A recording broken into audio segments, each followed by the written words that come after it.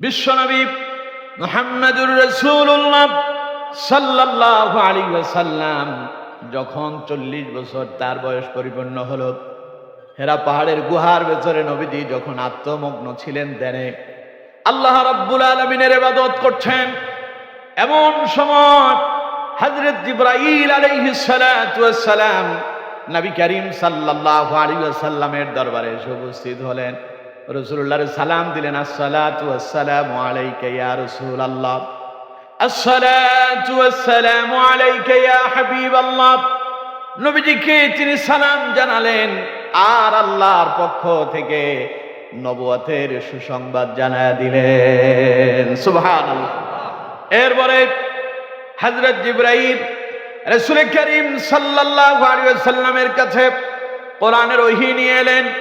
প্রথম ওহী নাজিল হলো, ইকরা বিসমি রাব্বিকাল্লাযী খালাক খালাকাল ইনসানা মিন আলাক ইকরা ওয়া রাব্বুকাল আকরাম আল্লাযী আল্লামা বিল কলম আল্লামাল ইনসানা মা লাম ইয়ালাম। সবাই পড়েন আল্লাহু আকবার। সর্বপ্রথম হযরত জিবরাইল রাসূলুল্লাহর কাছে যেদিন ওহী নিয়ে আসলেন, কোরআনের ওহী, সর্বপ্রথম হযরত জিবরাইল রাসূলুল্লাহর কাছে কোরআনের 5টি আয়াত নিয়ে এলেন। প্রথম নাজিল হলো 5টি আয়াত। এরপরে আমার বন্ধুগণ, নবী করিম সাল্লাল্লাহু আলাইহি ওয়াসাল্লাম আরো 23 বছর পর্যন্ত বেঁচে ছিলেন। রাসূলুল্লাহর টোটাল হায়াতের জীবন হলো 63 বছর। কত বছর? সবাই বলেন কত বছর? 63 বছর। 40 বছর পরে আল্লাহ তাআলা নবুয়ত দিলেন। এরপরে রাসূল করিম সাল্লাল্লাহু আলাইহি ওয়াসাল্লাম আরো 23 বছর পর্যন্ত এই নবুয়তের দাওয়াতি কাজ দায়িত্ব পালন করলেন। এই 23 বছরে প্রথম দিন 5 আয়াত দিলেন। এরপরে যথাক্রমে যখন যা প্রয়োজন হয়েছে, এগোটা কোরআন, 30 পারা কোরআন, 114 সূরা, 6666 আয়াত, যখন যা প্রয়োজন হয়েছে অবস্থার আলোকে আল্লাহ পাক তার নবীর উপরে নাজিল করলেন। আসমান থেকে দুনিয়ায় আসতে সময় লেগেছে 23 বছর। চিল্লা এখন আল্লাহু আকবার। সুতরাং এটা একসাথে আল্লাহ নাজিল করেন না, কখনো 5 আয়াত, 10 আয়াত, 2 আয়াত, 1 আয়াত করে আল্লাহ তাআলা নাজিল করেছেন যখন যা প্রয়োজন ছিল। তো সুতরাং কোরআনে এমন কোনো আয়াত নেই, এমন কোনো সূরা নাই যেটা আল্লাহ তাআলা খামুকা দিয়েছেন, এরকম কোনো আয়াত কিংবা সূরা নেই। তো আজকে যে আয়াত কারিমা আমি আপনাদের সামনে তিলাওয়াত করেছি, এটিও নাজিল হওয়ার পেছনে একটা প্রেক্ষাপট আছে, যেটা কোরআনের ভাষায় হলো শানে নজুল, বাংলায় বললে প্রেক্ষাপট। আর যদি আপনারা আপনাদের নিজস্ব ভাষায় বলেন তাহলে হলো কারণ কি, যেই কারণে নাজিল হয়েছে তারে বলে প্রেক্ষাপট, কোরআনের ভাষায় বলে শানে নজুল। আমার বন্ধুগণ, এই আয়াত কারিমাটি নাজিল হয়েছিল উহুদের যুদ্ধের পরপর, অর্থাৎ উহুদের যুদ্ধ হওয়ার পরপরই আল্লাহ পাক এই আয়াত কারিমা নাজিল করেছেন। এই আয়াত কারিমা নাজিল হওয়ার পেছনে সবচাইতে উল্লেখযোগ্য কারণ যেটি ছিল তা হলো উহুদের যুদ্ধের পরেই সাহাবাই কেরামের মন ছিল খুবই খারাপ। সাহাবাই কেরাম ছিলেন বারাক্রান্ত, কারণ সেই উহুদের প্রান্তরে নবী করিম সাল্লাল্লাহু আলাইহি ওয়াসাল্লামের 1 জন 2 জন নয়, 70 জন সাহাবী শাহাদাত বরণ করেছিলেন। ইন্না লিল্লাহি ওয়া ইন্না ইলাইহি রাজিউন। বিশাল অঙ্কের সাহাবীদের ইন্তেকাল হয়ে গেল, শাহাদাত বরণ করলেন। এই জন্য সাহাবীদের মন খুব খারাপ হয়ে গেল। আমার বন্ধুগণ, খারাপ হওয়ার পেছনে আরো একটা কারণ ছিল। কারণ হলো ইসলামের দ্বিতীয় যুদ্ধ ছিল এই উহুদের যুদ্ধ। প্রথমটার নাম হলো বদর। বদরে মুসলমানদের সংখ্যা ছিল 313 জন, আর পক্ষান্তরে কাফেরদের সংখ্যা ছিল 1000-এর অধিক। এই 313 জন মিলে 1000-এর অধিক কাফেরের বিরুদ্ধে মোকাবেলা করল। সেই বদরের প্রান্তরে কাফেরেরা লাঞ্ছিত হলো, অপমানিত হলো, নিষ্পেষিত হলো, পরাজয় বরণ করল। পক্ষান্তরে আল্লাহ রাব্বুল আলামিন তার নবী, বিশ্ব নবী মুহাম্মদুর রাসূলুল্লাহ সাল্লাল্লাহু আলাইহি ওয়াসাল্লামকে এবং ইসলামকে বিজয় দান করলেন। চিল্লায় এখন সুবহানাল্লাহ। বলে কাফেরদের মেজাজ খুব খারাপ হলো। বদরের বদলা নেওয়ার জন্য তারা সবাই প্রস্তুতি গ্রহণ করছে। তারা যে তাদের আপনজনকে হারালো, এই জন্য তারা এবার রাসূলুল্লাহর বিরুদ্ধে আরেকটা আক্রমণ করার জন্য প্রস্তুতি নিচ্ছে। দ্বিতীয় যুদ্ধ যেটা, তার নামই হলো উহুদের যুদ্ধ। কাফেরেরা প্রতিশোধ নেওয়ার জন্য এলো। নবী করিম সাল্লাল্লাহু আলাইহি ওয়াসাল্লাম তার সাহাবীদের মনোবল চাঙ্গা করলেন, কারণ সাহাবায়ে কেরাম পূর্বেও বিজয় লাভ করছে, সামনে আবার যুদ্ধ হলেও আজ সাহাবীদের সংখ্যা কিন্তু কম না, আগের চাইতে বেশি। তাই সাহাবায়ে কেরাম চিন্তা করলেন বিজয় এবার আমাদের জন্য সুনিশ্চিত হবে। খুব খুশি। এখন টেনশন আগের চাইতে একটু কম, কারণ প্রথমবার তো আমরা বিজয় লাভ করছি, সংখ্যায় কম ছিলাম, এখন সংখ্যায় অনেক বেশি আছি, সুতরাং বিজয় খুব তাড়াতাড়ি হবে। আমার বন্ধুগণ, নবীজি তার সাহাবীদেরকে নির্দিষ্ট জায়গায় এক একজনকে এক একটা দায়িত্ব দিলেন, সেনাবাহিনী নির্বাচন করলেন, জিহাদের সৈন্য সেনা রাসূলুল্লাহ বাছাই করলেন। নবীজি তার সাহাবীদের মধ্য থেকে 50 জন তীরন্দাজ, যারা তীর চালাতে খুবই অভিজ্ঞ দক্ষ, এমন 50 জন সাহাবীকে রাসূলুল্লাহ ওই উহুদের প্রান্তরের গিরিপথ পেছনের পথে পাহাড়ের উপরে নিযুক্ত করলেন।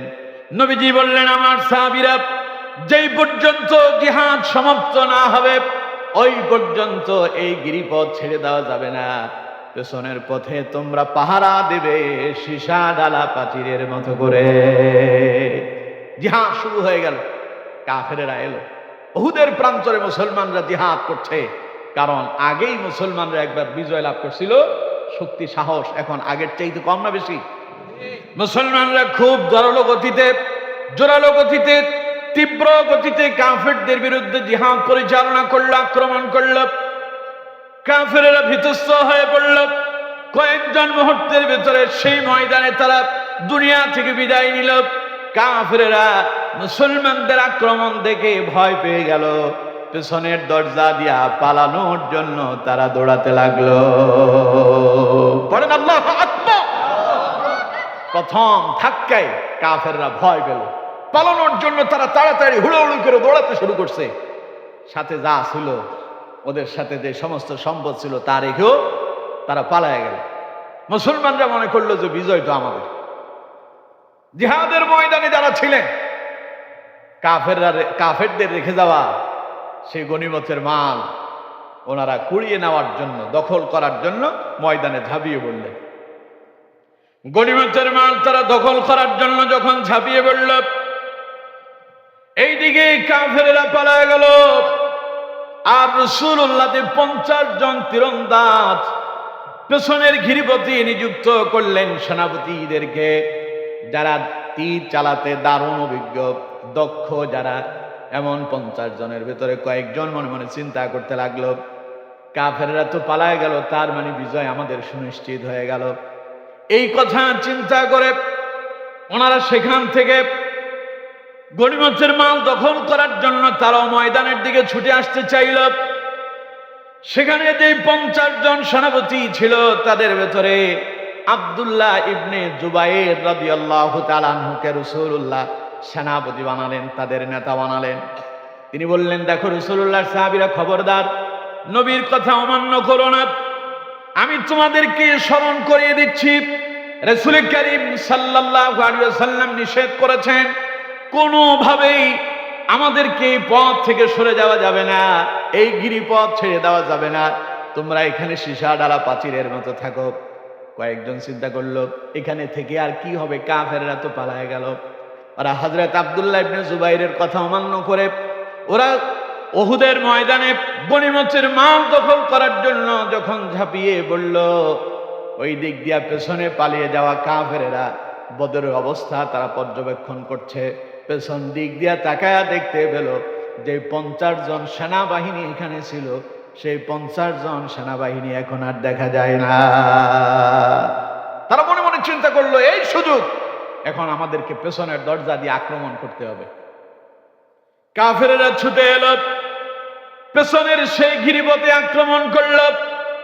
হযরত আব্দুল্লাহ ইবনে জুবাইর রাদিয়াল্লাহু তাআলা আনহু তিনি এবং তার সঙ্গে আরো কয়েকজন সঙ্গী সেখানে সীসা ডালা প্রাচীরের মতো দাঁড়িয়েছিলেন। বাকিরা যদিও চলে গেল, পেছন দিক থেকে যখন কাফেররা অতর্কিত হামলা চালাতে লাগলো, এইদিকে গিরিপথে থাকা বাকি সৈন্যরা তাদের মোকাবেলা করার জন্য তৈরি হলেন, ওদের সঙ্গে যুদ্ধ করতে লাগলেন। কিন্তু কাফেরদের এত অতর্কিত হামলা ছিল, মুহূর্তের ভেতরে গিরিপথে থাকা সব সাহাবী শাহাদাতের পেয়ালা পান করে আল্লাহর জান্নাতের মেহমান হয়ে গেল। সাহাবায়ে কেরাম দুনিয়া থেকে বিদায় দিলেন, পেছনের গিরিপথ খালি হয়ে গেল।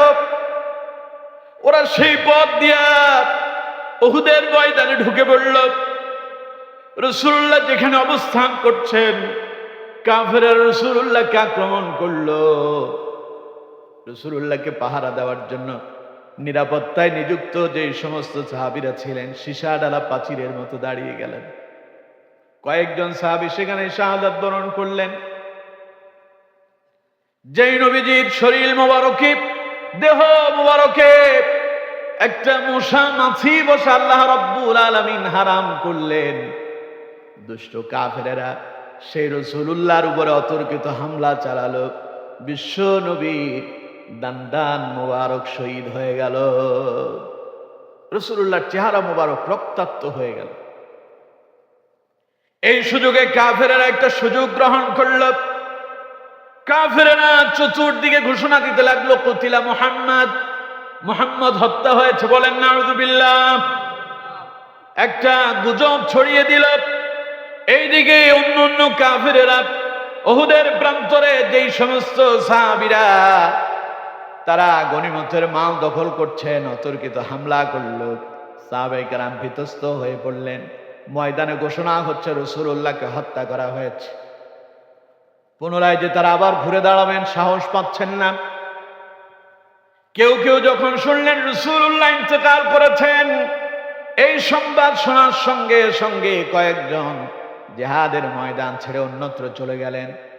বাকি কেউ কেউ হাত গুটায় তারা সোজা হয়ে আত্মসমর্পণ করে দাঁড়ায় গেল। কিন্তু আমার বন্ধুগণ, ওইদিকে হযরত খালিদ বিন ওয়ালিদ সহ রাসূলুল্লাহর কয়েকজন সাহাবী দাঁড়ায় গেল। কাফেরদের বিরুদ্ধে তারা অতর্কিত হামলা চালাতে লাগলো।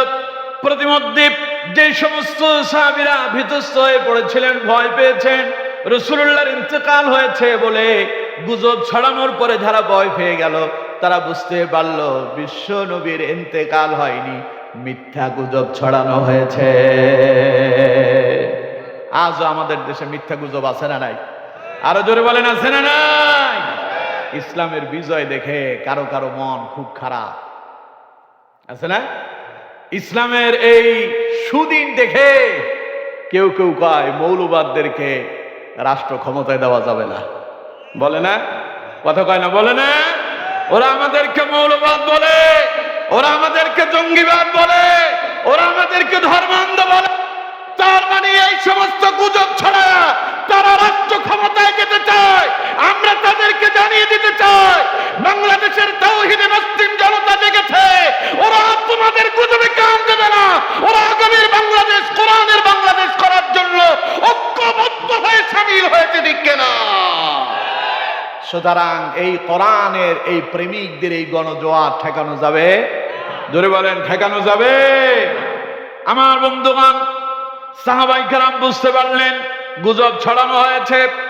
যখন এই কথা তারা বুঝতে পারলেন, সাহাবায়ে কেরাম পাল্টা আক্রমণ করল।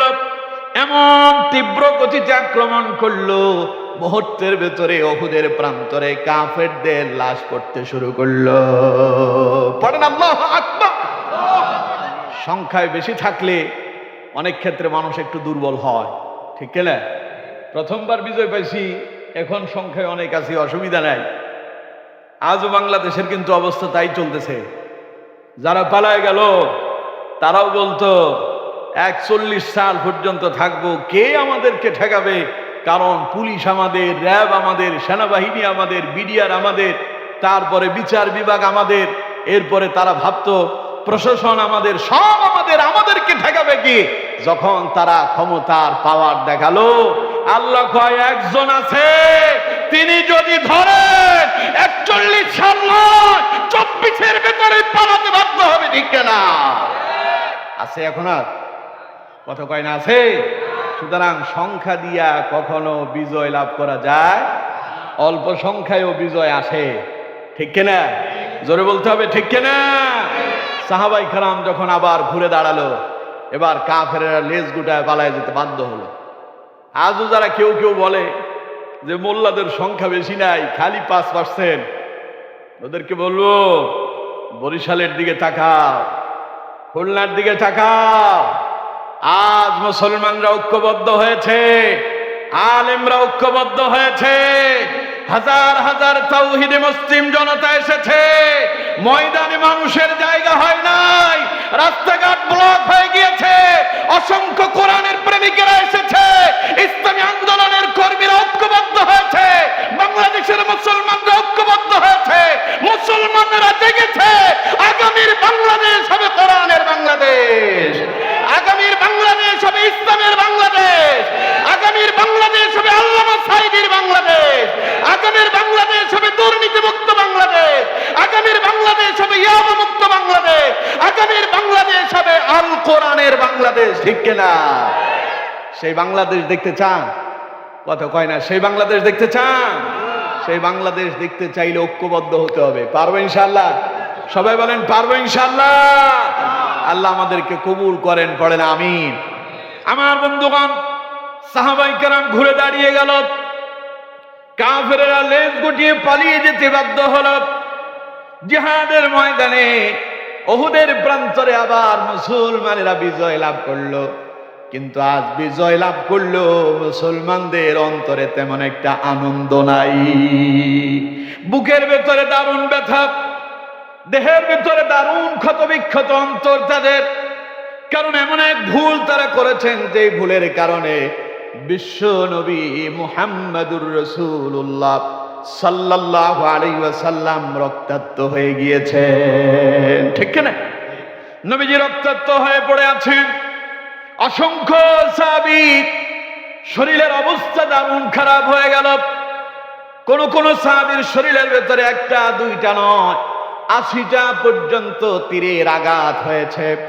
70 জন সাহাবী মুহূর্তের ভেতরে দুনিয়া থেকে বিদায় নিয়া শাহাদাত বরণ করে আল্লাহর জান্নাতের মেহমান হয়েছেন। সাহাবাই কেরামের মন খারাপ, বিজয় লাভ করেছি কিন্তু মাঝখানে আমাদের বিশাল বড় একখান ক্ষতি হয়ে গেল। নবীজি রক্তাক্ত হলেন, সাহাবাই কেরাম জীবন দিলেন। যখন সবার মন খারাপ, সবাই চিন্তা করতেছে হায় হায় করলাম কি আমরা। মন খারাপ করে যখন সবাই বসে আছেন, আল্লাহ পাক তখনই জিবরাইল নাজিল করলেন। আল্লাহ পাক বললেন, যাও জিবরাইল, আমার হাবিবকে গিয়া শোনায়া দাও, তিনি যেন আমার বান্দাদেরকে শোনায়া দেন, তিনি যেন তার সাহাবীদেরকে শোনায়া দেন, ওয়ালা তাহিনু ওয়ালা তাহজানু ওয়া আনতুমুল আ'লাউনা ইন কুনতুম মুমিনিন। চিল্লায় পড়েন আল্লাহু আকবার। শোনায়া দেন আমার বান্দাদেরকে, নবী আপনার সাহাবীদেরকে শোনায়া দেন, তারা যেন মন খারাপ না করে, তারা যেন হতাশ হয়ে না যায়। ওয়া আনতুমুল আ'লাউন, বিজয় কিন্তু তাদেরই হবে, ইন কুনতুম মুমিনিন, যদি তারা মুমিন হয়। সুবহানাল্লাহ কোন, আরো জোরে কোন সুবহানাল্লাহ। তার মানে মন খারাপ করার কোনো কারণ নাই।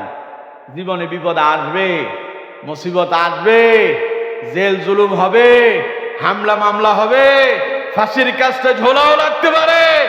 এরপরে ইসলামের উপরে ইস্তেকামত থাকলেই বিজয় আসবে। ঠিক কিনা? এই জমিনে রক্ত ঝরেছে আল্লামা সাঈদী, ইসলামী আন্দোলনের প্রথম সারির নেতারা রক্ত দিয়েছেন, জীবন দিয়েছেন। এই ময়দানে রক্ত ঝরেছে অসংখ্য আলেমদের, অসংখ্য আলেমেরা জেলখানায় বন্দী ছিলেন।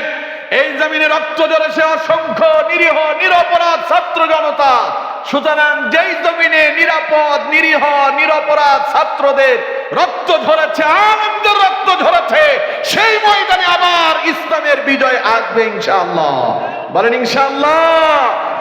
মন খারাপ করা যাবে না, টেনশন করা যাবে না। হতাশ হওয়া যাবে না। জীবনে বিপদ আর মুসিবত আসবেই। এই বিপদ এবং মুসিবতকে আমাদেরকে ধৈর্যের সাথে মোকাবেলা করতে হবে। প্রিয় বন্ধুগণ, মুমিন কখনো হতাশ হয় না। হতাশ হয় কাফেরেরা। হতাশ হয় কারা? কথা কয় না। হতাশ হয় কারা? দেখেন নাই, তারা বলছিল হাই হাই, এই যে এই ঘটনা কেমনে ঘটলো, আমরা যে কেমনে দিল্লি এলাম, কি করে যে গেলাম, কেন যে হলো এই ঘটনা, কে ঘটালো, কোন দিক থেকে হইলো, টেরই পাই নাই। এখন চোখ দুইটা খাড়া করে দিয়ে কয় আমাদের অপরাধ কি? বলে না? কথা কয় না, বলে না? আল্লাহ তাআলা বলেছেন তোমরা হতাশ হও না, তোমরা টেনশন করো না। হতাশ হবে তারা, আমরা হতাশ নই। আমরা শাপলা চত্বরেও আমরা রক্ত দিয়েছি, ঠিক কিনা? 28 অক্টোবর 2006 সেখানেও আমরা রক্ত দিয়েছি। আমরা রক্ত দিয়েছি 24 জুলাই। এরপরে আল্লাহ তাআলা তাদেরকে হতাশ করেছেন আর আমাদেরকে বিজয় দিয়েছেন, ঠিক কিনা? এর জন্য মুমিন কখনো হতাশ হবে না। আগামীর দিনে আমাদের জন্য সামনে এক বিশাল বিপদ অপেক্ষা করছে। সামনের পরীক্ষা আরো ভয়ানক হবে। সেই পরীক্ষায় আমাদেরকে উত্তীর্ণ হতে হবে ধৈর্যের সাথে। কারণ ঘরের ভেতরে যদি ভেজাল হয়, ভাইয়ে ভাইয়ে রক্তপাত হলে সমাজের ভেতরে মানুষ এটাকে কি ভালো চোখে দেখে না খারাপ চোখে দেখে? খারাপ চোখে দেখে। এজন্য এখন যেটা মোকাবেলা হবে একরকম ভাইয়ের মতোই। এজন্য ইসলামের জন্য আমাদেরকে ধৈর্যের সাথে সাহসিকতার মধ্য দিয়ে সামনে এগিয়ে যেতে হবে। আল্লাহ আমাদেরকে কবুল করুন। পড়ুন আমিন। আরো জোরে পড়ুন আমিন। মুমিন কখনো হতাশ হবে না। মুমিন হবে সব সময় ধৈর্যশীল। মুমিন হবে সব সময় আল্লাহর উপরে ভরসাকারী, ঠিক কিনা?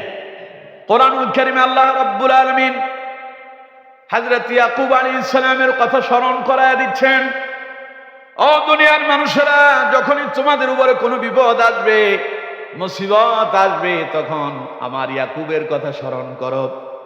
যখন তিনি তার সন্তানদেরকে বলেছিলেন ইয়া বুনাইয়া যাহাবু ফাতাহাসসু মিন ইউসুফা ওয়া আখিহি ওয়া লা তাইআসু মির রাউহিল্লাহ ইন্নাহু লা ইয়াইআসু মির রাউহিল্লাহি ইল্লাল কওমুল কাফিরুন। কথা কার?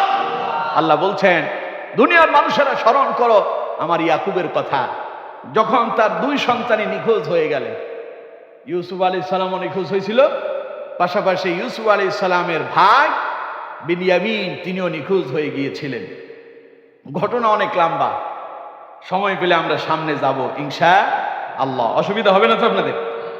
আমার বন্ধুগণ, হযরত ইয়াকুব আলাইহিস সালাম দুই সন্তান হারালেন। দুইটা সন্তানই ছিল হযরত ইয়াকুব আলাইহিস সালামের খুব আদরের। এই সন্তানদেরকে হারিয়ে হযরত ইয়াকুব আলাইহিস সালাম খুব ভারাক্রান্ত হলেন, খুব মন খারাপ করলেন। সন্তানদেরকে হযরত ইয়াকুব আলাইহিস সালাম আল্লাহ থেকে হতাশ হতে নিষেধ করলেন আর বললেন ইয়া বুনাইয়া যাহাবু ফাতাহাসসু, হে আমার সন্তানেরা, যাও তোমরা চলে যাও, ইউসুফ এবং তার ভাই বিনিয়ামিন দুইজনের তোমরা অনুসন্ধান করতে থাকো। আমার হারিয়ে যাওয়া সন্তানদেরকে খুঁজো। সুবহানাল্লাহ। ওয়ালা তাইয়াসু মির রাউহিল্লাহ, মনে রেখো আল্লাহর রহমত থেকে তোমরা নৈরাশ হয়ে যেও না। ইন্নাহু লা ইয়াইআসু মির রাউহিল্লাহি ইল্লাল কওমুল কাফিরুন, কারণ হতাশ তো হয় কাফেরেরা, মুমিন কখনো আল্লাহ থেকে হতাশ হয় না। সুতরাং যাও, আমার সন্তান ইউসুফ এবং তার ভাই বিনিয়ামিনকে তল্লাশি করো, খোঁজো। খোঁজার পরে দুইজনের অনুসন্ধান করে বের করতে পেরেছে কি পারেনি? কথা কয় না। হযরত ইউসুফ আলাইহিস সালামকে খুঁজে পাননি, ভাই বিনিয়ামিনকে পায়নি। ইতিহাস আপনাদেরকে শোনালে আপনারা বুঝতে পারবেন। সামনে আমরা যাব ইনশাআল্লাহ। আমার বন্ধুগণ, হযরত ইউসুফ আলাইহিস সালামরা ভাই ছিলেন টোটাল 12 জন। হযরত ইউসুফ আলাইহিস সালামের বাবা হযরত ইয়াকুব আলাইহিস সালাম 2 বিবাহ করেছিলেন। প্রথম স্ত্রীর ঘরে সন্তান এসেছে 10টা, 10 ছেলে। কয় ছেলে? 10 ছেলে। দ্বিতীয় বিবাহ করার পরে আরো দুইজন হলেন, একজন হযরত ইউসুফ আলাইহিস সালাম, আরেকজন হযরত ইউসুফ আলাইহিস সালামের ছোট ভাই বিনিয়ামিন। টোটাল কতজন হলো? 12 জন। বিনিয়ামিন জন্ম নেওয়ার পরপরই তার মাও ইন্তেকাল করেছেন। তার মানে ছোট্ট শিশুটার প্রতি মায়ের বাবার ভালোবাসা এখন কম হবে না বেশি হবে? আর অন্যদিকে ইউসুফ আলাইহিস সালামের প্রতিও হযরত ইয়াকুব আলাইহিস সালামের স্পেশাল একখান ভালোবাসা ছিল। কারণ আল্লাহ রাব্বুল আলামিন হযরত ইয়াকুব আলাইহিস সালামকে জানিয়ে দিয়েছিলেন, তোমার পরবর্তী সন্তান ইউসুফই হবে আল্লাহর পয়গম্বর, আল্লাহর নবী। পড়েন সুবহানাল্লাহ। তো নবী যখন নবীরে চিনবে, নবীর সাথে নবীদের সম্পর্ক ভালো হবে না খারাপ হবে? আমার বন্ধুগণ, হযরত ইয়াকুব আলাইহিস সালাম তিনি ছিলেন নবী। আল্লাহর পক্ষ থেকে হযরত ইয়াকুব আলাইহিস সালামের কাছে আল্লাহ পাক ওহী নাজিল করে জানায়া দিলেন, ইউসুফ হলো তোমার সন্তান, আর সেই ইউসুফ হবে পরবর্তী নবী। তাই হযরত ইয়াকুব আলাইহিস সালাম ইউসুফ আলাইহিস সালামকে চোখে চোখে রাখতেন, আর একটু বেশি পছন্দ করতেন, ভালোবাসতেন। কারণ তার টার্গেট হলো ইউসুফ যেহেতু নবী হবে, এই নবী যেন কোনো বিপদে না পড়ে। তাই হযরত ইয়াকুব আলাইহিস সালাম ইউসুফকে খুব কাছে কাছে রাখতেন। বাকি ভাইরা খেলতে গেলেও ইউসুফে তাদের সঙ্গে দিতেন না, কারণ না জানি তার কোনো ক্ষতি হয়ে যায় নাকি, এই আশঙ্কায় হযরত ইয়াকুব আলাইহিস সালাম ইউসুফকে তাদের সঙ্গে খেলতে যেতে দিতেন না, নিজের চোখে চোখে রাখতেন। আমার বন্ধুগণ, এই জন্য বাকি 10 ভাইয়ের খুব হিংসা হলো। বাবা মনে হয় ইউসুফকে বেশি ভালোবাসে, আমাদেরকে ভালোবাসে না, আমাদেরকে পছন্দ করে না। ওদের মনের ভেতরে হিংসা জাগ্রত হলো, ইউসুফকে কিভাবে বাবা থেকে আলাদা করা যায়, এই রকম একটা মনে মনে ষড়যন্ত্র চক্রান্ত করতে লাগলো। ইতিমধ্যেই হযরত ইউসুফ আলাইহিস সালাম একখান স্বপ্নে দেখলেন। স্বপ্ন দেখার পরে ইউসুফের মর্যাদা বাবার কাছে আরো বেড়ে গেল। সুবহানাল্লাহ। কোরআন কারীমে আল্লাহ রাব্বুল আলামিন হযরত ইউসুফ আলাইহিস সালামের নামে সূরা দিলেন। গোটা সূরার ভেতরে হযরত ইউসুফ আলাইহিস সালামের গোটা জীবনীটা আল্লাহ রাব্বুল আলামিন তুলে ধরেছেন। সুবহানাল্লাহ। দেখুন আমার বন্ধুগণ, হতাশা আসলে কেন ইয়াকুবের কথা স্মরণ করবেন? আল্লাহ রাব্বুল আলামিন বলছেন, ইয ক্বালা ইউসুফ লিআবিহি ইয়া আবাতি ইন্নী রাআইতু আহাদা আশারা কাওকাবান ওয়াশ-শামসা ওয়াল-কমারা রাআইতুহুম লি সাজিদিন। হযরত ইউসুফ আলাইহিস সালাম বাবাকে ডেকে বললেন, ইয়া আবাতি, হে আমার বাবা, ইন্নী রাআইতু আহাদা আশারা কাওকাবা, আমি স্বপ্নে দেখছি যে আমাকে আকাশের 11টি তারকা সিজদা করতেছে। সুবহানাল্লাহ। ওয়াশ-শামসা ওয়াল-কমারা, এবং আমি দেখেছি আকাশের চন্দ্র এবং সূর্য, ওই দুইটাও রাআইতুহুম লি সাজিদিন, তারা আমারে সিজদা করতেছে। সুবহানাল্লাহ। কোন বাপ তো পয়গম্বর, বাপ তো নবী। এখন ছেলে যে স্বপ্নে দেখছে, এই স্বপ্নের ব্যাখ্যা তো বাবা জানেন, ঠিক কিনা? কথা কয় না, ঠিক কিনা? হযরত ইউসুফ বললেন, বাবা আমি স্বপ্নে দেখেছি আহাদা আশারা কাওকাবান ওয়াশ-শামসা ওয়াল-কমারা রাআইতুহুম লি সাজিদিন, আসমানের 11টা তারকা এবং চন্দ্র সূর্য আমারে সিজদা করতেছে। স্বপ্ন শোনার পরে হযরত ইউসুফ আলাইহিস সালামের বাবা হযরত ইয়াকুব তারে বললেন, ক্বালা ইয়া বুনাইয়া লা তাকসুস রুয়াকা আলা ইখওয়াতিকা ফায়াকিদু লাকা কাইদা। তিনি বললেন, ইয়া বুনাইয়া, হে আমার কলিজার টুকরা সন্তান, লা তাকসুস রুয়াকা আলা ইখওয়াতিক, তুমি যা স্বপ্নে দেখছো খবরদার তোমার ভাইদের কাছে এই কথাগুলো বলবা না। ভাইদের সম্পর্কে বাপ জানে কি জানে না? ছেলে তার যাই হোক, কোন ছেলে কোন জাতের, বাপ খুব ভালো জানে। তাই হযরত ইয়াকুব আলাইহিস সালাম বললেন, লা তাকসুস রুয়াকা আলা ইখওয়াতিক, যেটা স্বপ্ন দেখছো তুমি তোমার ভাইদের কাছে বলবা না, বললে কি হবে তাও তিনি বলে দিলেন। ফায়াকিদু লাকা কাইদা, যদি তোমার ভাইরা জানে তাহলে তারা কিন্তু তোমার চরম শত্রু হয়ে যাবে।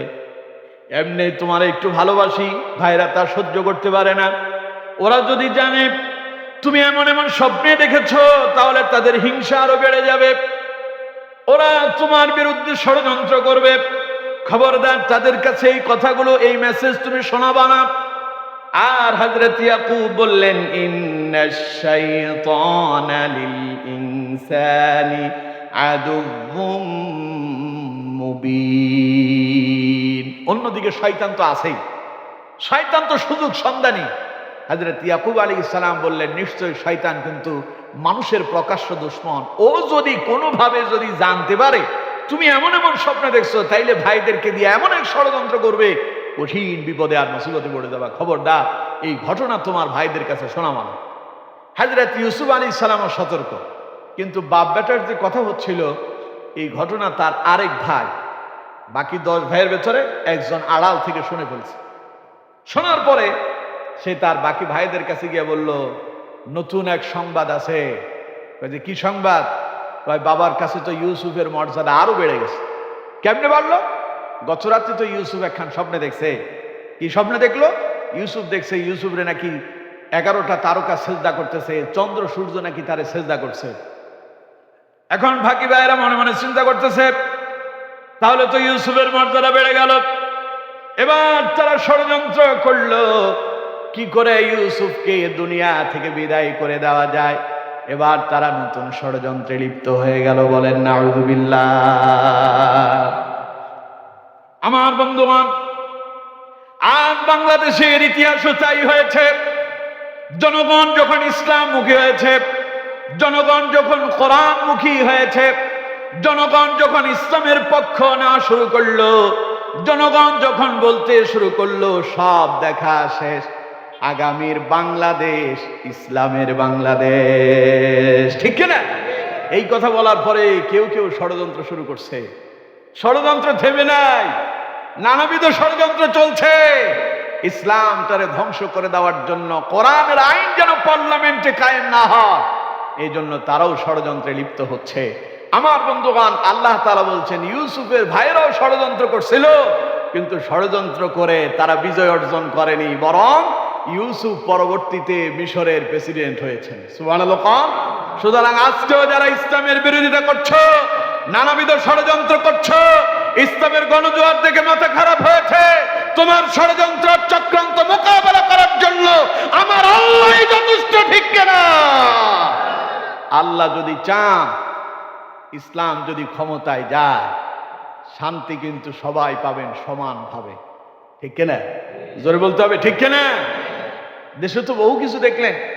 স্বাধীনতার এই 54 বছরে এমন একটা রাত আমরা পাইনি যে দর্শন মুক্ত ছিল, এমন একটা দিন পাইনি যে আপনার বোন আমার বোন, আপনার মা আমার মা, আপনার মেয়ে আমার মেয়ে রাস্তায় চলেছে, ইফটিজিং হয় নাই, এইরকম ইতিহাস বাংলাদেশে নাই।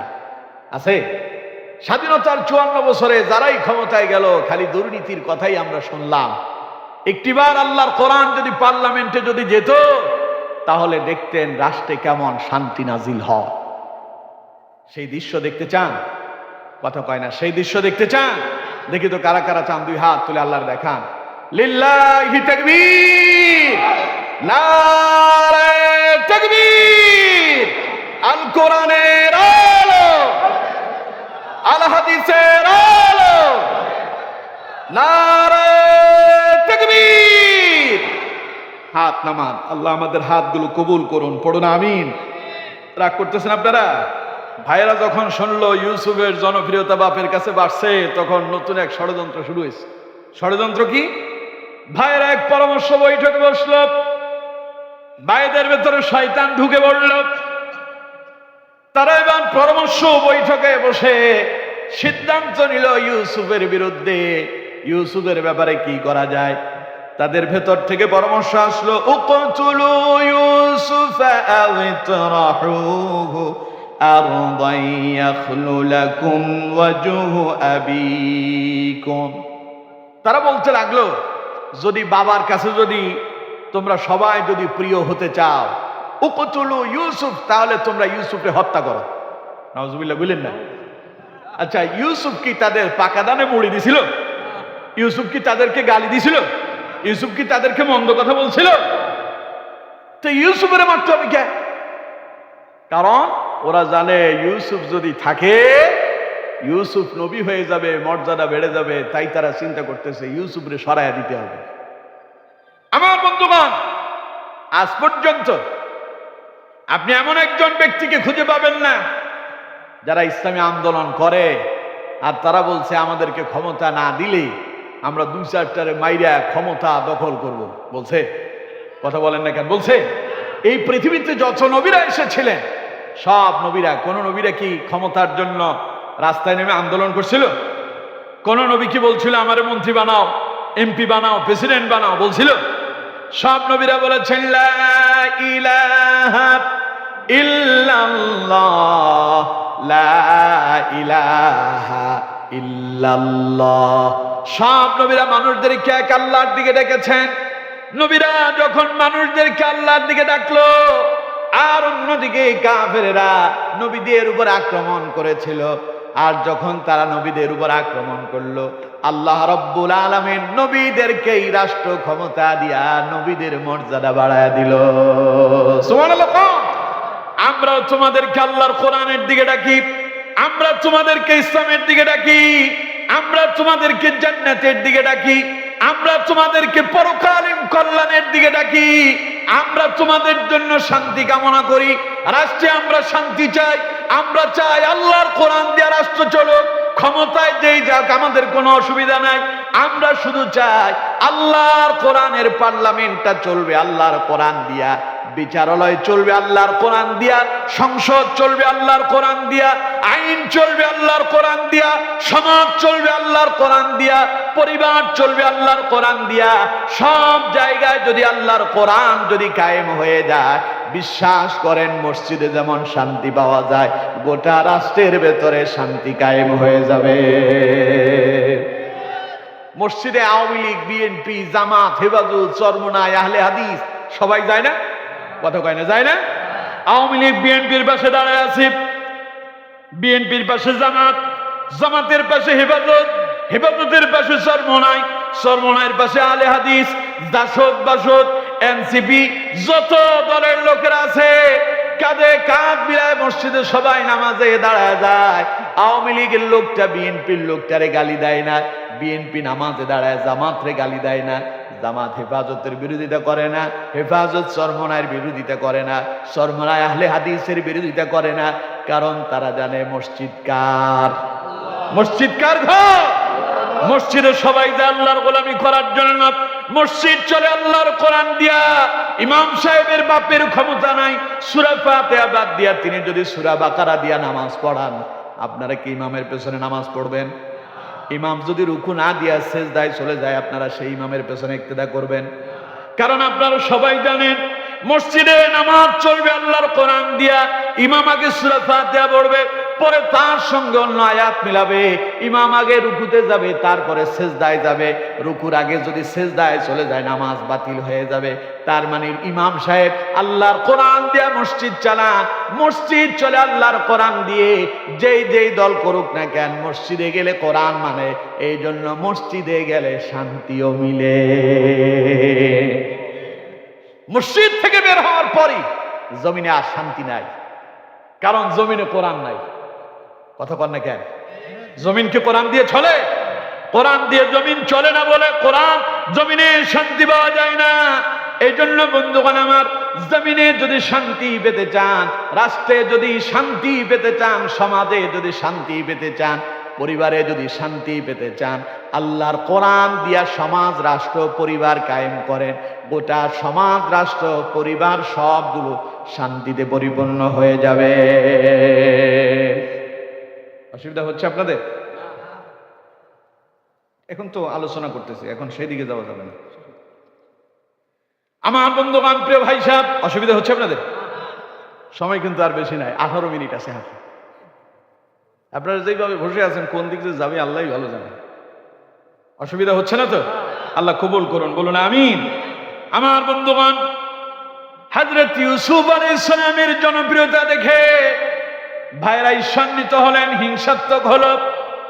ভাইরা সিদ্ধান্ত গ্রহণ করলো, উকতুলু ইউসুফ, ইউসুফকে হত্যা করে দাও।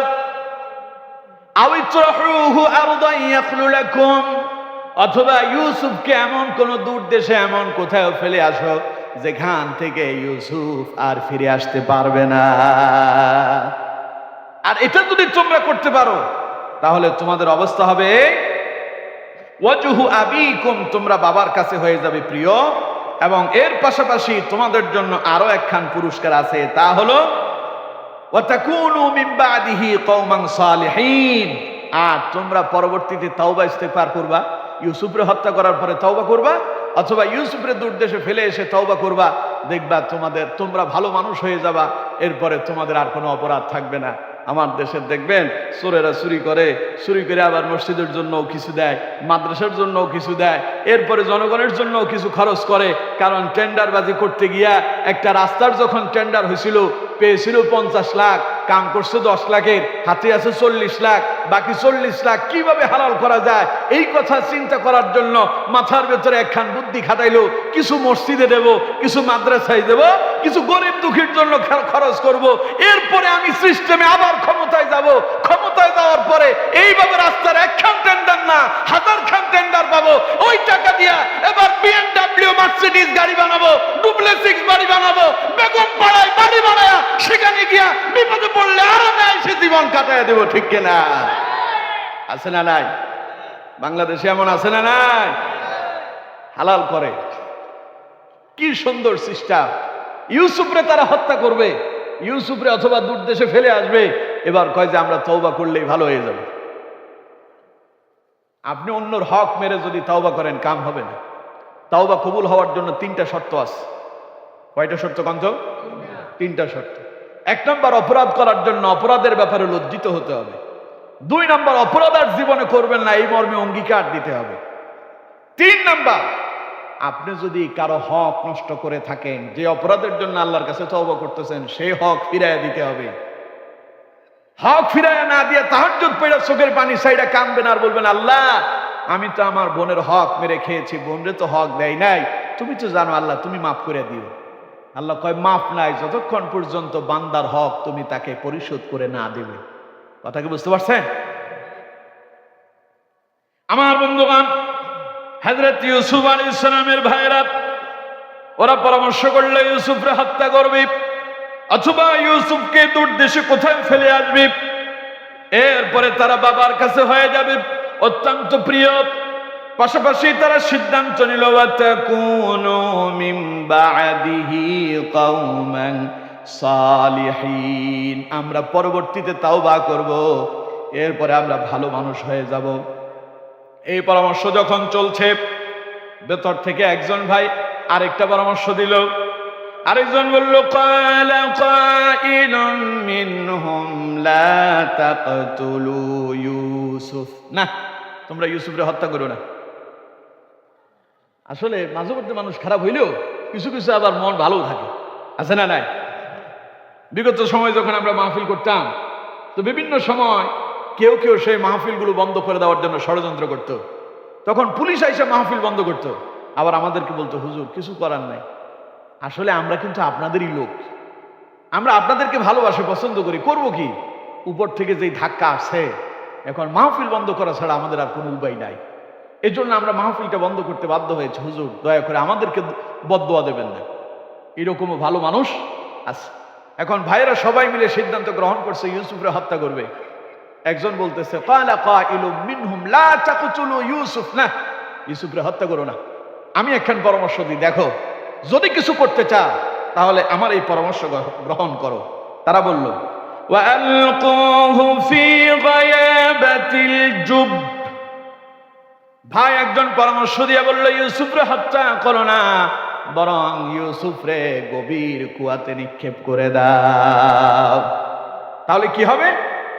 সেইবার পরামর্শ দিয়ে বলল, ইয়ালতাকিতুহু বা'দুস সাইয়ারা, ওই কুয়ার পাশ দিয়া কোন জনপদ যাবে, কোন যাত্রী দল যাবে, বণিক দল যাবে, কোন মুসাফিরের কোন কাফেলা যাবে, ওরা ওই কুয়া থেকে পানি উঠাতে যাবে, আর সেই পানি উঠাতে গিয়া ইউসুফরে তারা পেয়ে যাবে, বলে ইউসুফরে তারা তাদের সঙ্গে নিয়ে যাবে। তার মানে আপদ বিদায় হলো, ইউসুফও বেঁচে গেল, সাপও মরল, লাঠিও অক্ষত থাকলো, আমরাও বাবার কাছে প্রিয় হয়ে যাব। বলেন নাউযুবিল্লাহ। এটা হইল নেক্সট সূরাতে ধোঁকা। কোন সূরাতে ধোঁকা? ইউসুফরে মাইরো না, ওরে গিয়ে কুয়ার ভেতরে রেখে আসো, এরপরে বণিক দল তার পাইলে সঙ্গে করে নিয়ে যাবে। সাপও মরলো, লাঠিও অক্ষত থাকলো, ইউসুফ কই গেল না গেল ইউসুফকে আর খুঁজে পাওয়া যাবে না, আমরা বাবার কাছে প্রিয় হয়ে যাব। সে বলল, দেখো, ইন কুনতুম ফাইলিন, যদি কিছুই করতে চাও তাহলে এই পরামর্শ গ্রহণ করো। তারা বলল, হ্যাঁ, তুমি তো দারুণ পরামর্শ দিয়েছ। বাকি সব ভাইরা বলল, ঠিক আছে, তাহলে পরামর্শ এটাই হলো, ইউসুফরে আমরা হত্যা করব না, ইউসুফরে আমরা আমাদের সঙ্গে নিয়ে গিয়া ইউসুফরে কুয়াতে নিক্ষেপ করে দেব। বলেন নাউযুবিল্লাহ। আরো জোরে কোন নাউযুবিল্লাহ। যেই সিদ্ধান্ত সেই কাজ, কিন্তু করবে কেমনে? বাপ তো কোনোভাবে ইউসুফরে তাদের সঙ্গে দেয় না। এবার ভাইরা চিন্তা করলো, তাইলে কি করা যাবে? সবাই মিলে পরামর্শ করলো, ইউসুফের ব্যাপারে আমরা বাবার কাছে গিয়ে ঐক্যবদ্ধভাবে সবাই মিলে একটা আরজি জানাবো। সবাই মিলে আরজি পেশ করে বাবাকে বলল, ক্বালু ইয়া আবানা মা লাকা লা তা'মান্না আলা ইউসুফ ওয়া ইন্না লাহু লানাসিহুন। সবাই মিলে বলল, বাবা, তুমি ইউসুফের ব্যাপারে আমাদেরকে এত অবিশ্বাস করো কেন? তুমি কি জানো না, ওয়া ইন্না লাহু লানাসিহুন, আমরা ইউসুফের হিতাকাঙ্ক্ষী, আমরা ইউসুফকে খুব ভালোবাসি, ইউসুফের ক্ষতি হোক এটা তো আমরা জীবনেও চাই না। তুমি কেন ইউসুফকে আমাদের থেকে দূরে রাখছো? আমার বন্ধুগণ, তারা বাবারে বলল, আরসিলহু মা'না গাদান ইয়ারতা ওয়া ইয়ালআব, আগামীকাল ইউসুফকে তুমি আমাদের সঙ্গে যেতে দেবে, ইউসুফরে আমরা আমাদের সঙ্গে নিয়ে যাব, ইউসুফরে নিয়ে আমরা খেলাধুলা করব, ইউসুফরে আমরা সঙ্গে নেব, ইউসুফরে আমরা ফল দেব, ইউসুফ ফল খাবে, ইউসুফ আমাদের সঙ্গে খেলাধুলা করবে। ওয়া ইন্না লাহু লাহাফিযুন, আর পাশাপাশি ইউসুফকে আমরা রক্ষণাবেক্ষণ করব, ইউসুফের কোনো ক্ষতি হতে আমরা দেব না। বাপ নবী কি নবী নয়? বাপ কি? সবাই বলেন, বাপ কি? নবী তো জানেন ঘটনা কোন দিকে যাচ্ছে। হযরত ইয়াকুব আলাইহিস সালাম তার সন্তানদেরকে এবার বোঝাতে চাইলেন, আমার বাবারা শোনো, ক্বালা ইন্নী লা ইয়াহযুনুনি আন তাযহাবু বিহি ওয়া আখাফু আন ইয়াকুলাহু আয-যিব ওয়া আনতুম আনহু গাফিলুন। ক্বালা ইন্নী লা ইয়াহযুনুনি আন তাযহাবু বিহি, তোমরা যদি তারে তোমাদের সঙ্গে নিয়ে যাও, ওর জন্য আমার খুব কষ্ট হবে। এমনকি ওয়া আখাফু আন ইয়াকুলাহু আয-যিব, আমি ভয় পাই না জানি তারে নেকড়ে বাঘে খেয়ে ফেলে নাকি। ওয়া আনতুম আনহু গাফিলুন, যখন তোমরা খেলায় মগ্ন থাকবে, ইউসুফের ব্যাপারে হয়তো তোমরা ভুলেই যাবে। তোমরা যখন ইউসুফের ব্যাপারে উদাসীন হবে, এমন হতে পারে ওয়া আখাফু আন ইয়াকুলাহু আয-যিব, ইউসুফকে হয়তো বাঘে খেয়ে ফেলতে পারে। সুতরাং আমার ভয় হয়, আমার কষ্ট হয়, আমি ইউসুফকে তোমাদের সঙ্গে একা ছাড়তে পারি না। আমার ভয় লাগে ইউসুফের ব্যাপারে যদি তোমরা গাফেল হও, তাহলে ইউসুফকে বাঘে খেয়ে ফেলতে পারে। কারণ হযরতে ইয়াকুব আলাইহিস সালাম তিনি ছিলেন নবী, সন্তানেরা এসে বাবার কাছে এইরকম একখান গল্প শোনাবে, আগেই আল্লাহ ইয়াকুব আলাইহিস সালাম রে জানায় দিলেন। এই জন্য হযরত ইয়াকুব আলাইহিস সালাম সন্তানদেরকে নসিহত করে আগেই এই ব্যাপারে সতর্ক করে দিলেন। সুবহানাল্লাহ। সামনে গেলে আপনারা বুঝতে পারবেন। আমার বন্ধুগণ, বাবা বললেন, আমি ভয় পাই, ও আমার চোখের সামনে না থাকলে আমার কষ্ট হয়, হয়তো তারে বাঘে খেয়ে ফেলবে। তোমাদের নিজেদের ভেতরে গাফিলতির কারণে এমন দুর্ঘটনা ঘটতে পারে। সব ভাইরা এবার একসঙ্গে দাঁত দিয়ে বলল, ক্বালু লা ইন আকালাহু আয-যিবু ওয়া নাহনু উসবাতুন ইন্না ইযাল লাখাসিরুন। ওরা বলল, ক্বালু লা ইন আকালাহু আয-যিব, কি কয় বাপ, ইউসুফরে নেকড়ে বাঘে খেয়ে ফেলবে? কি কোন আব্বা, আপনি এটা কেমনে ভাবলেন? এই ধারণা আপনার কি করে হলো? ওয়া নাহনু উসবা, আমরা এত বড় একটা দল আছি, আমরা 10 ভাই একসাথে আছি ঐক্যবদ্ধ। ইউসুফরে কোনোভাবেই বাগে খেতে পারবে না, নেকড়ে বাঘ তারা আক্রমণ করতে পারবে না। ইন্না ইদাল্লাহ খাসিরুন, যদি এমন কোন ঘটনা ঘটেই যায় তাইলে তো আমরাও ক্ষতিগ্রস্ত হব। হযরত ইয়াকুব আলাইহিস সালাম অবশেষে ভাইদের ভালোবাসার কোনোভাবেই তাদেরকে থামাতেই পারলেন না। ওরা এমন ভালোবাসা দেখালো, হযরত ইয়াকুব আলাইহিস সালাম ইউসুফ আলাইহিস সালামকে তাদের সঙ্গে যাওয়ার জন্য অনুমতি দিলেন।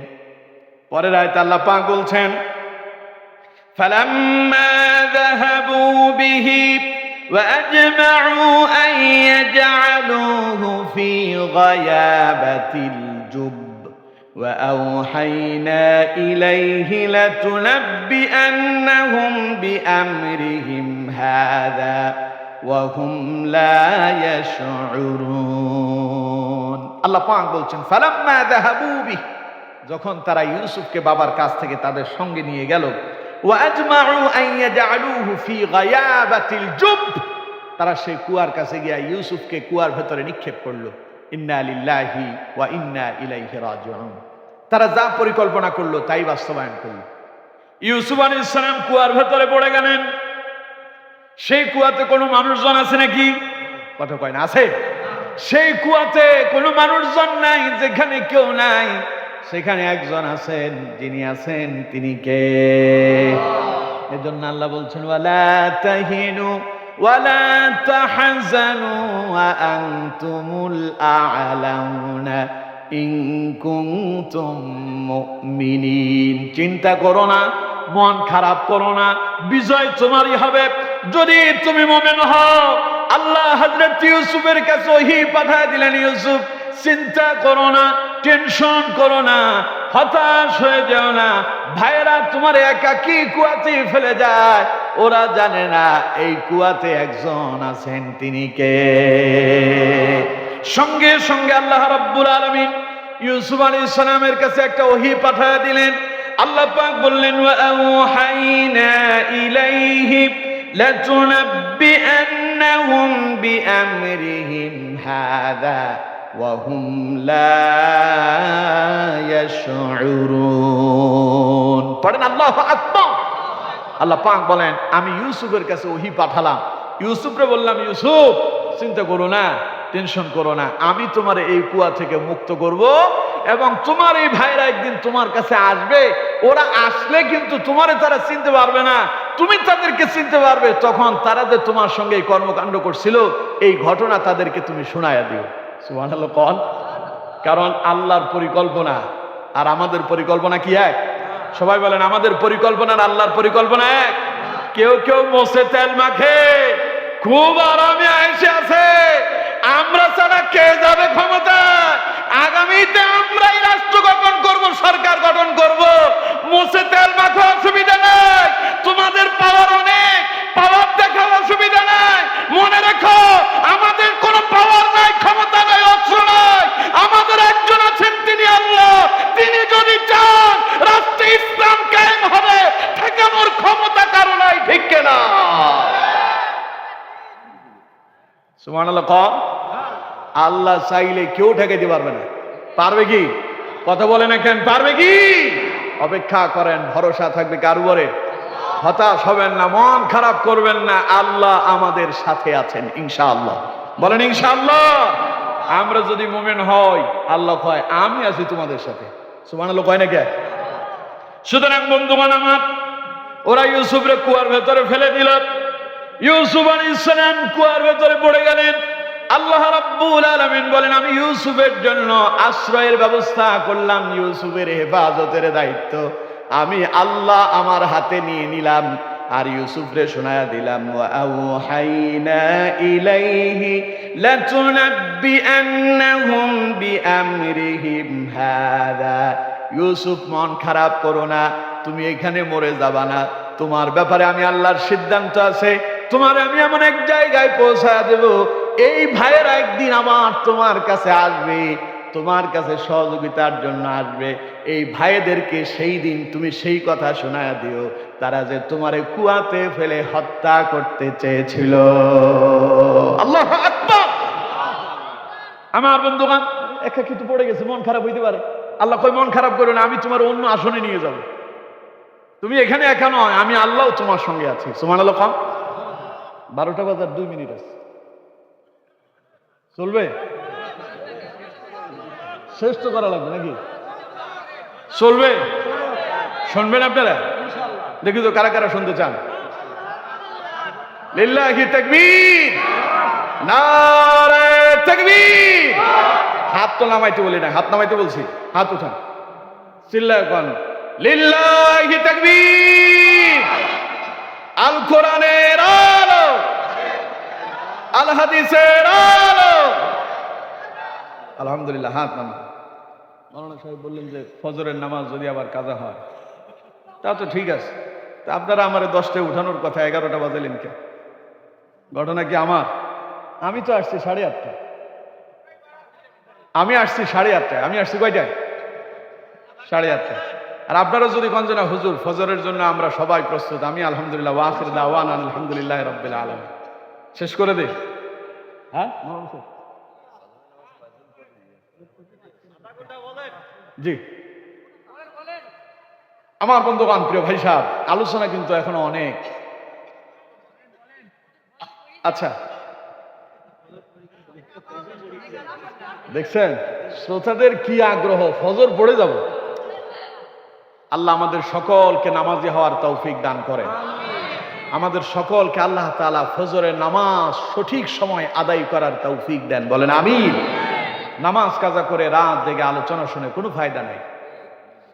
আমি এই জন্য মাহফিল কমিটিদেরকে বারবার বলি, আমারে 9:30টায় মাহফিলের মঞ্চে আনবেন, আমি 11টার ভিতরে মাহফিল শেষ করবো। ওনারা তো আমার 12টার কথা বলছে, 11টায় মাইক দিচ্ছে। আপনাদের উত্তর অঞ্চলে আসলে এই সমস্যা। আমাদের ফেনীতে যাবেন আপনারা, দেখবেন 11টার ভিতরে মাহফিল শেষ। আপনাদের মাহফিল শুরু হয় এশারের পরে, আর আমাদের শুরু হয় আসরের পরে। আমাদের আসরের পরে একজন বক্তা, মাগরিবের পরে একজন, এশারের পরে 2জন, এরপরে প্রধান বক্তা। এখন এশারের নামাজ হয় কয়টায়? 7টায়। তো 7টা থেকে যদি নামাজ হয় 7:30টায় মনে করেন নামাজ শেষ হলো। এবার 7:30টার পরে একটা ইসলামী সঙ্গীত হইল, এরপরে কোরআন তিলাওয়াত হলো, যেতে যেতে 8টা বাজলো। 8টায় উঠলো একজন বক্তা, 8টা থেকে 9টা, সর্বোচ্চ 9:30। এরপরে প্রধান বক্তা, 11:30টায় মাহফিল শেষ, দোয়া মোনাজাত করে সবাই বাড়ি। আমরাও সময় মতো বাসায় গিয়ে ঘুমাইতে পারি, কিন্তু দুর্ভাগ্য আপনাদের এখানে আসলে আমাদেরও ঘুম নাই। আল্লাহ আমাদেরকে বুঝার তৌফিক দেন, বলেন আমিন। বেশি দূর যাব না, খুব তাড়াতাড়ি শেষ করব। আমার বন্ধুগণ, হযরত ইউসুফ আলাইহিস সালাম কুয়ার ভেতরে পড়ে গেলেন, ভাইরা ফেলে দিল। আল্লাহ ওহী নাজিল করে হযরত ইউসুফ আলাইহিস সালামকে সান্ত্বনা দিলেন, আমি আছি তোমার সাথে। এবার ভাইরা খুব খুশি, বাবার কাছে মিথ্যা একখান কল্প কাহিনী বানায় উপস্থিত হলো। আল্লাহ রাব্বুল আলামিন বলছেন, ওয়াজাউ আবাহুম ইশাআন ইয়াবকুন। ওরা রাত্রি বেলা এলো, কানতে কানতে বাবার সামনে উপস্থিত হলো। দিন তো চলে গেছে, রাত করে আসছে, মানে আমরা ইউসুফকে খুঁজতে খুঁজতে রাত হয়ে গেছে। ওরা হযরত ইয়াকুব আলাইহিস সালামের কাছে আসলো আর কানতেছে। হযরত ইয়াকুব জিজ্ঞাসা করলেন, কাঁদো কেন, কি হয়েছে তোমার, ইউসুফ কোথায়? ভাইরা বলল, আমরা তো সেই জন্যই কান্না করতেছি বাবা। এবার তারা বলল, ক্বালু ইয়া আবানা ইন্না যাহাবনা নাস্তাবিকু ওয়া তারাকনা ইউসুফা ইনদা মাতাইনা ফাআকালাহু দ্যিব। ওরা বলল, বাবা আমরা যখন খেলাতে মগ্ন, আমরা দৌড় প্রতিযোগিতা করতেছিলাম, আমাদের কাপড়গুলো যেখানে রাখা ছিল, ইউসুফরে আমরা পাহারাদার হিসেবে সেখানে রেখেছিলাম। ইউসুফরে আমরা বললাম, তুমি আমাদের এই কাপড় চোপড়, আমাদের জুতা স্যান্ডেল এগুলো পাহারা দাও। আমরা খেলার দৌড় প্রতিযোগিতা করতেছিলাম, এমন সময় কখন যেন কি হয়ে গেল, ফাআকালাহু দ্যিব, একটা নেকড়ে বাঘ এলো আর ইউসুফরে সে খেয়ে ফেলেছে, বলেন নাউযুবিল্লাহ।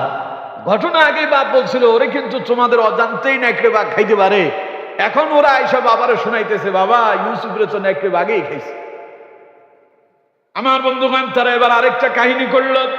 ওরা বলল, মামা আনতা বিমুমিনিন লানা ওয়ালাউ কুন্না সাদিকিন। আব্বা আমরা জানি তুমি আমাদেরকে বিশ্বাস করবা না, যদিও আমরা সত্য কথা বলতেছি। আসলে কি তারা সত্য কথা বলে? কথা কয় না, সত্য কথা বলে। কেউ কেউ বলে আমরা মদিনার ইসলাম মানি, আমরা অমুক দলের ইসলাম মানি না। মদিনার ইসলাম মেনে মদিনার ইসলামের তহমত দিয়া মানুষ হত্যা করে আর চাঁদাবাজি করে, ঠিক কিনা? মদিনার ইসলামী চাঁদাবাজি আছে, দুর্নীতি আছে, মানুষ হত্যা আছে, দর্শন আছে, তো এগুলো তোমরা করো কে? হ্যাঁ, ভাইরা যেমন বললো আমা আনতা বিমুমিনিন লানা, বাবা আমরা জানি তুমি আমাদেরকে বিশ্বাস করবা না, ওয়ালাউ কুন্না সাদিকিন, যদি আমরা সত্যবাদী।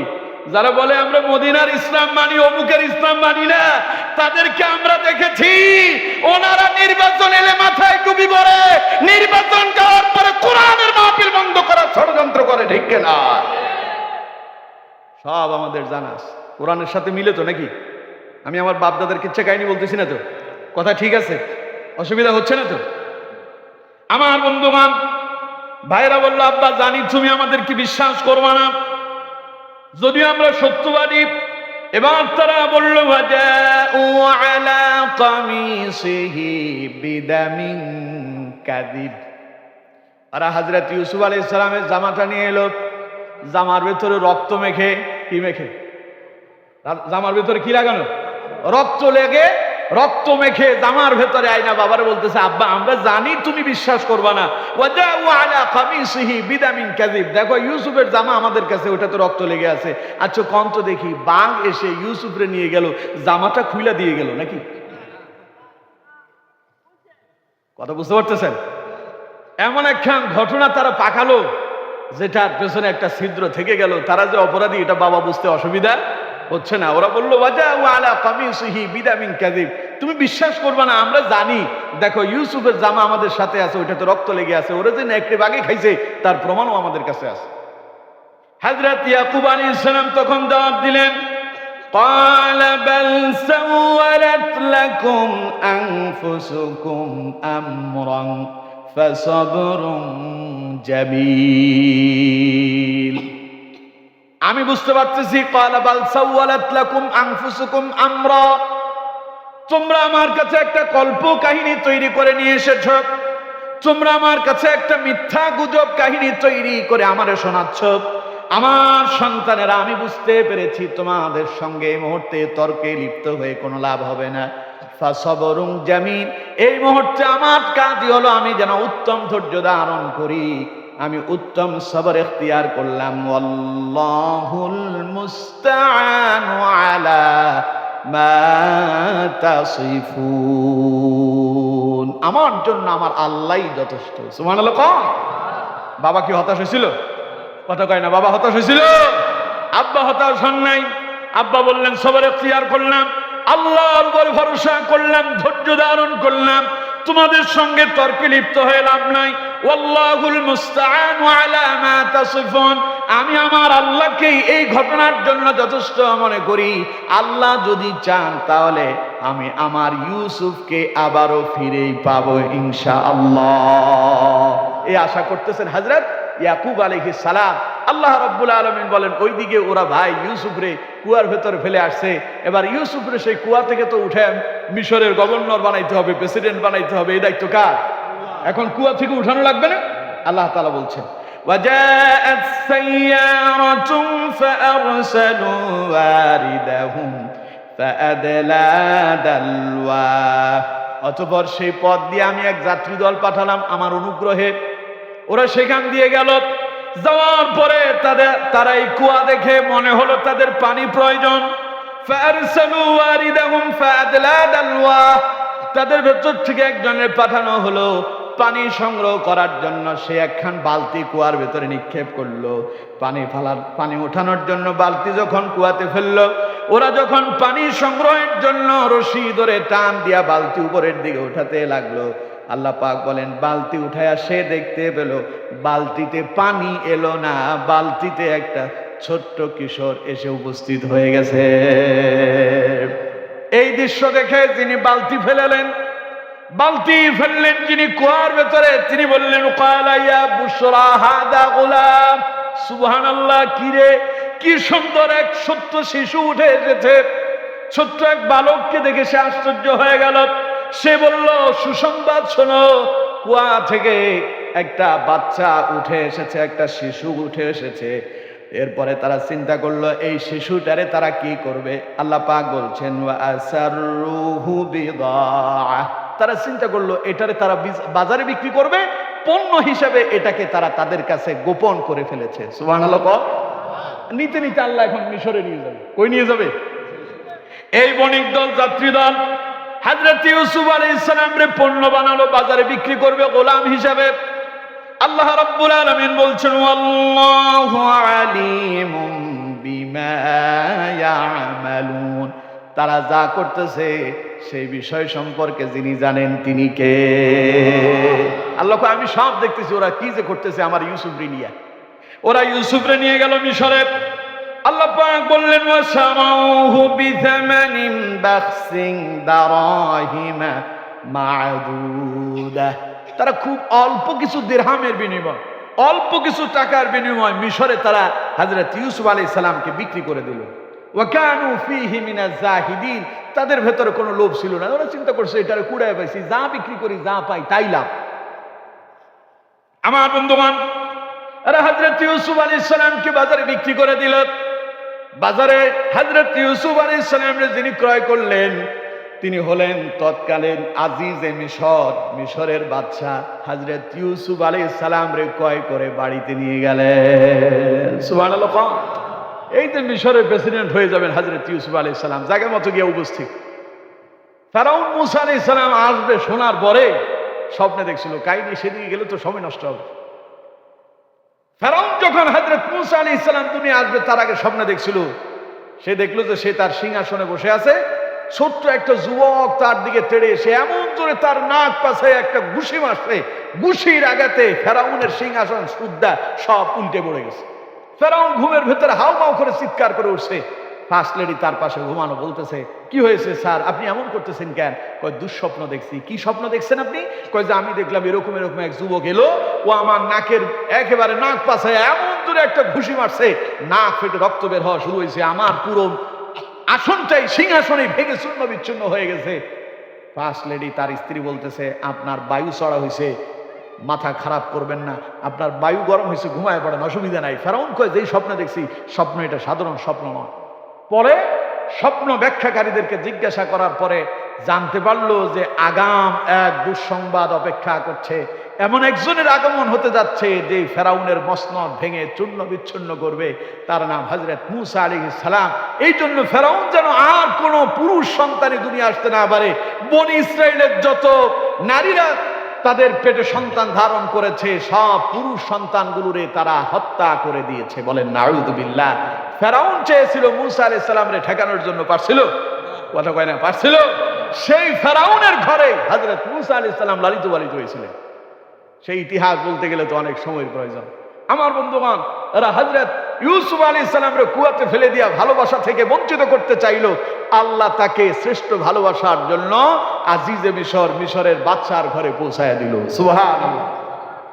আল্লাহ রাব্বুল আলামিন বলছেন ওয়াকালাল্লাযী ইশতারাহু, শেষ করব এখন।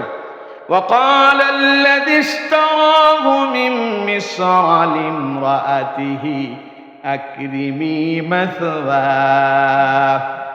আজিজে মিশর বাড়িতে গেল, শিশুটারের সঙ্গে নিয়ে গেল, স্ত্রীকে ডেকে বলল মিন মিসর লিমরাআতি, স্ত্রীকে ডেকে বলল আকরিমি মাসওয়া, এর জন্য উত্তম বাসস্থানের ব্যবস্থা করো।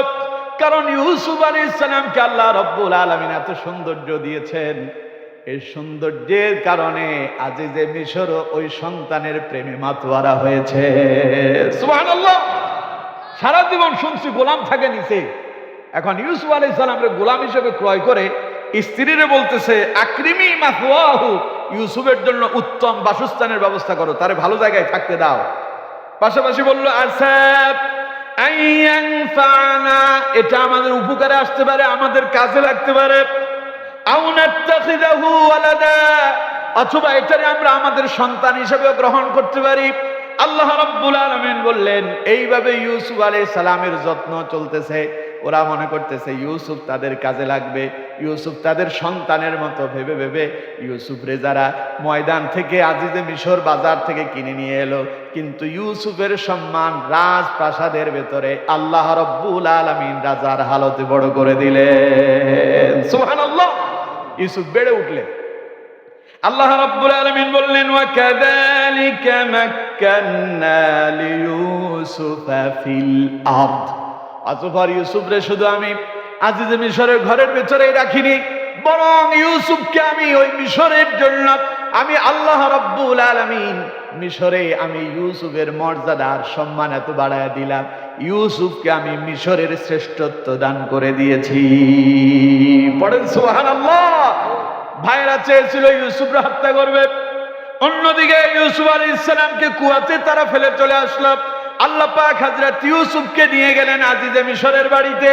আজিজে মিশরের বাড়িতে থেকে সেখান থেকে অনেক ঘটনা। ইউসুফ আলাইহিস সালাম যখন যুবক হলো, আজিজে মিশরের স্ত্রী ইউসুফ আলাইহিস সালামের প্রেমে পড়লো। প্রেমে পড়ে ইউসুফকে ভালোবাসা দেওয়ার জন্য জানার জন্য আমন্ত্রণ জানালো। হযরত ইউসুফ আলাইহিস সালাম প্রত্যাখ্যান করলেন। এরপরে ঘটনা অনেক লম্বা। ইউসুফ আলাইহিস সালামকে গ্রেফতার করা হলো। দীর্ঘকাল ইউসুফ আলাইহিস সালাম জেলখানায় বন্দী ছিলেন। জেলখানা থেকে হযরত ইউসুফ আলাইহিস সালাম যখন মুক্তি হলেন, ইউসুফ আলাইহিস সালামকে এবার আজিজে মিশর তার রাজ্যের জন্য গভর্নর হিসেবে নিযুক্ত করলেন। হযরত ইউসুফ আলাইহিস সালাম অর্থমন্ত্রীর দায়িত্ব পালন করলেন। অর্থমন্ত্রী থেকে আল্লাহ পাক হযরত ইউসুফ আলাইহিস সালামকে মিশরের প্রেসিডেন্ট বানায়া দিলেন। সে আল্লাহ এখনো আছে না নাই? চিল্লায় বলতে হবে, সে আল্লাহ আছে না নাই? যারা মনে করেন যে মনে হয় সব কিছুই আপনাদের খুব আরামে আরামে দিন কাটাচ্ছেন, অপেক্ষা করেন আমাদেরকে নিয়ে মৌলবাদ, জঙ্গিবাদ, রাজাকার এই জাতীয় স্লোগান দিয়া যারা ইসলামের এই গণজোয়ারকে থামায় দিতে চান, অপেক্ষা করেন।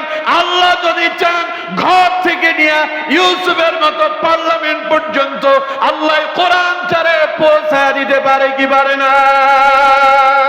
চিল্লা বলেন, পারে কি পারে না? সুতরাং সেই যদি কোরআনের বিজয় যদি দেখতে চান, আল্লাহ রাব্বুল আলামিন সেই সূরা আলে ইমরানের 139 নং আয়াতের দিকে আপনাদেরকে লক্ষ্য করতে বললেন, ওয়ালা তাহিনু ওয়ালা তাহজানু ওয়া আনতুমুল আ'লাউনা ইন কুনতুম মুমিনিন। চিন্তা করো না, মন খারাপ করো না, ওদের অনেক ক্ষমতা, ওদের অনেক পাওয়ার, এই জন্য মন খারাপ করো না। ওয়ালা তাহজানু, এই দেখে হতাশ হয়ে যাও না, ওদের ক্ষমতা দেখে হতাশ হয়ে যাও না, ওদের পাওয়ার দেখে হতাশ হয়ে যাও না। ওয়া আনতুমুল আ'লাউনা ইন কুনতুম মুমিনিন, যদি আল্লাহর প্রতি তোমাদের যদি বিশ্বাস থাকে, তোমরা যদি মুমিন হতে পারো, আমি আল্লাহ তোমাদেরকে বিজয় দান করে দেব। এজন্য কোরআনটাকে যদি পার্লামেন্টে দেখতে চান, কোরআনের বিজয় যদি দেখতে চান, ইসলামের বিজয় যদি আপনারা দেখতে চান, আমাদেরকে হতে হবে আল্লাহওয়ালা। কি ওয়ালা হইতে হবে? না আমরাও দুর্নীতিবাজ হব, চাঁদাবাজ হব, টেন্ডারবাজ হব, অন্যের জায়গা সম্পদ অন্যায়ভাবে আমরা কি গ্রাস করব? আমরা হব আল্লাহওয়ালা, আমরা হব মুত্তাকি, ফরেজগার, আমরা হব মুমিন, আমরা আল্লাহর প্রতি বিশ্বাস করব। আর মুমিনের কাম হলো নামাজ পড়া না ছেড়ে দেয়া। কত কয় না, নামাজ পড়া না ছেড়ে দেয়া। রাসূলুল্লাহ বলেছেন, বাইনাল আবদি ওয়া বাইনাল কুফরি তারকুস সালাহ। একজন মুমিন আর একজন কাফেরের ভেতরে পার্থক্য একটাই, মুমিন নামাজ পড়ে আর কাফের নামাজ পড়ে না। এখন আপনি রাষ্ট্র ক্ষমতাও চান, কোরআনের বিজয়ও চান, কিন্তু নামাজই পড়েন না, কাম হবে? এর জন্য আমার বন্ধুগণ, সামনে যেহেতু ফজরের নামাজ, ফজরের নামাজ আপনাদেরকে আদায় করার জন্য আপনাদের কাছে অনুরোধ জানিয়ে যা বলেছে, আমার অনেক কথা ছিল,